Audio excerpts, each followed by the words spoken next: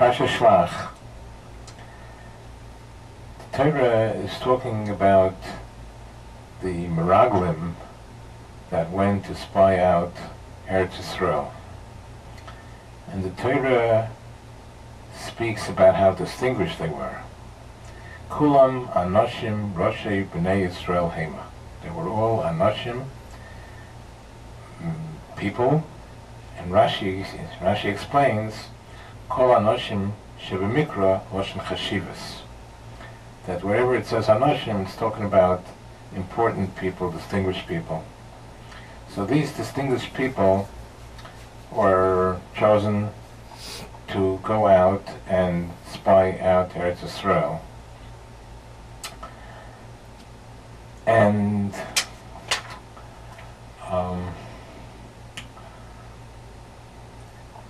these were Anoshim, distinguished people, when?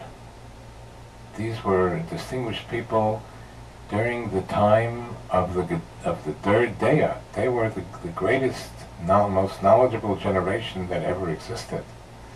These were people who stood at Har Sinai when Hashem gave the Torah, and they heard Hashem speak the first two Dibros.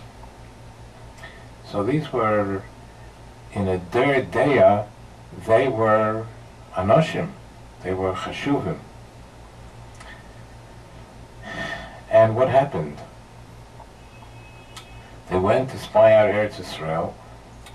They came back in a mere 40 days. In 40 days, they came and they spoke Dibas Ha'oretz. They spoke Lashon Hara against Eretz Yisrael. We'll never be able to conquer Eretz Yisrael. And not only that, not only did they speak Dibas Ha'oretz, they spoke Lashon Hara against Eretz Yisrael, but they sank so low. They said, "Leinucha la'alois el ha'om ki chazaku mimenu." They said, "We will not be able to conquer Eretz Yisrael ki chazaku mimenu," because the people in Eretz Yisrael are stronger mimenu than us. That's simple. Chazal brought down right there in Rashi, says, Chazaku mimenu. Mimenu doesn't mean from us, stronger than us.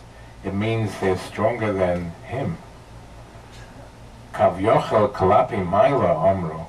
They were talking about the Rebbeinu Shalom that you'll never be able to conquer Eretz Yisrael because the people in Eretz Yisrael are stronger than Hashem.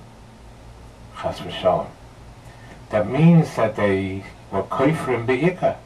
They didn't believe in the Rebbeinu Shalom. This is so difficult to understand. How could it be that such anoshim chashuvim, such important people who were gedolim, they were chosen from the third daya, from among the third daya. These were chashuvim. These were important people in a third daya, in such a knowledgeable, great generation. These were very, very big people, and they sank to the level of coming back in 40 days and speaking Lashon Hara against Eretz Yisrael, and also they lost their Yiddishkeit. They were koifrim b'yikah. They said that the people in Eretz Yisrael are too strong. HaKadosh Baruch Hu can't, chas v'shalom, can't help. And the question is, how could it be that such great people, such very great people, in only 40 days, sank from the highest pedestals to the lowest level of koifrim b'yikah? How could such a thing be? The Balei Musa bring a Zohar HaKodesh, a Zohar that says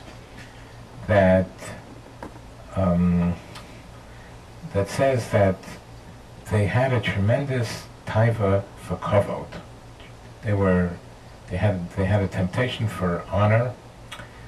They were afraid, according to the Zohar HaKadosh, they were afraid that now, before they were in Eretz Israel, they were privileged to be Nesiim, to be leaders of Klal Yisrael.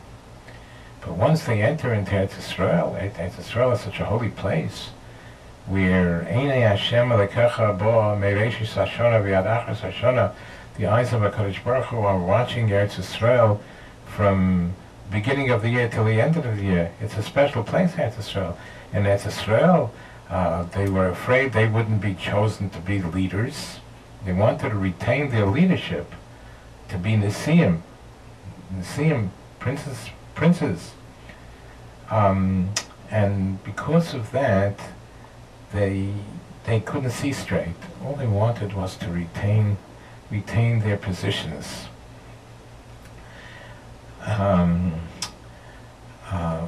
We see the devastation of kavod, of bad midos, that since they desired to retain their positions as Nesiim, as princes, anything that might jeopardize that, they just couldn't see straight, and therefore they were afraid they would lose their positions in such a holy place like Eretz Israel, and therefore they just came back with a distorted picture, to the extent that they didn't see straight. They saw Eretz Israel a place, Dibas Ha'oretz they spoke, they saw Eretz Israel a place that couldn't be conquered, they saw that the Rebbeinu Shalom can't help it. They were quite from Bi'ika, that when a person has such a temptation for kavod, they see things in a distorted manner. Now, they wanted to retain their position. Now, exactly what was their position? Simply, you learn that they were leaders of tribes, which is a very, very high positions, very high positions. But according to the Balaturim says Roshei B'nai Yisrael Hema, which Hema is Hey is 5, Mem is 40, and Hey is 5. So together Hema adds up to 50. The Balaturim says that they were not leaders of tribes, they were leaders of Shtiblach, of 50 people. That's all they had. And that little kavod that they had, they wanted so much to retain even that little kavod that they had, that they couldn't see straight. They had to have their kavod no matter what, and they can't see straight. They can't see what Eretz Israel really is. They can't see that the Rebbeinu Shalom can help. For that little kavod, that little kavod distorted them so much. Another point, not only were they balei taiva for kavod, not only did they have a taiva for kavod, but they also were jealous. This is implied in the wording of the Zohar HaKadosh. The Zohar HaKadosh says that they were afraid that they would lose their positions. The Yimna and Moshe Rabbeinu would appoint others in their place. When they reach Eretz Israel, they would lose their positions, and Moshe Rabbeinu would appoint others, which implies that if not for the fact that Moshe Rabbeinu would appoint others, just the fact if nobody else would be appointed, then they can deal with it. Maybe they could overcome their temptation for kavod. But that they should lose their positions and another person would be sitting in their chairs, in their seats, that already they couldn't cope with. That's what's implied. That's the way the Leib Chasman implies from the wording of the Zohar HaKodesh. So now, what do we have here?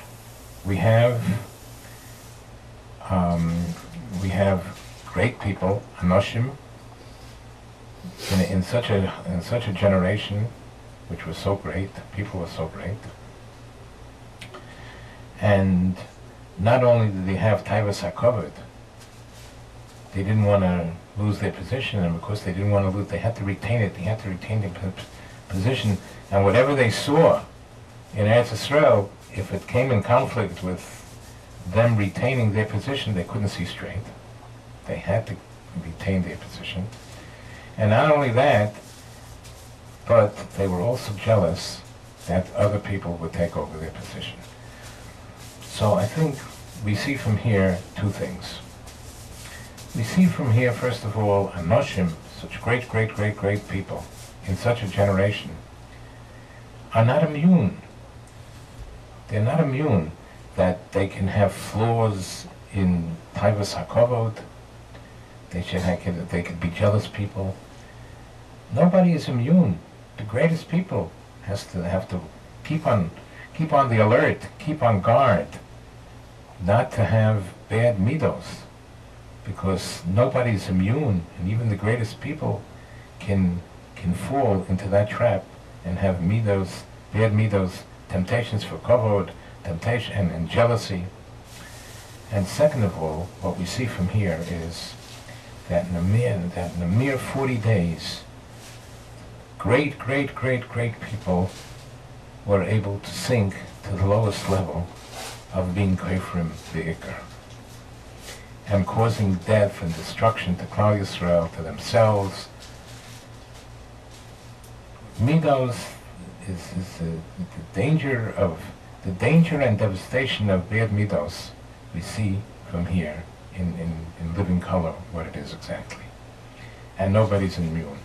Even the greatest people can suffer from these flaws in Midos. Hashem should help us that we should be zeicha to overcome